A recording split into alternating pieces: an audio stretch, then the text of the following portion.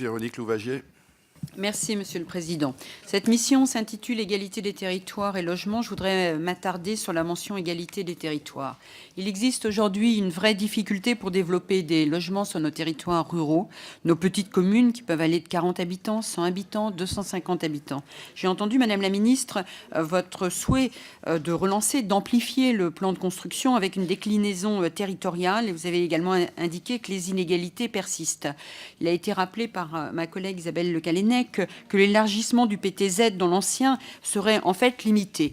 Mes questions concernent les permis de construire dans les territoires ruraux, dont chacun sait que ces territoires se caractérisent par leur faible densité d'habitants et leur enclavement, ce qui complexifie la mise en œuvre d'initiatives et de projets.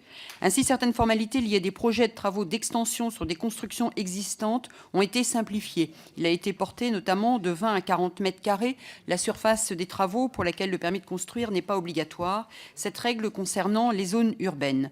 Or, en zone rurale, il existe des situations compliquées qui, en bordure notamment de certaines agglomérations, en bordure de bourgs, empêchent d'une certaine manière le développement des territoires ruraux.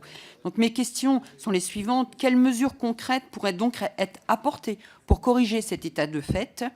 La deuxième question, de ce fait, la réforme du régime d'imposition des plus-values immobilières de cession de terrains à bâtir risque finalement de ne profiter qu'aux seuls territoires urbains. Quelles mesures peuvent profiter aux territoires ruraux ?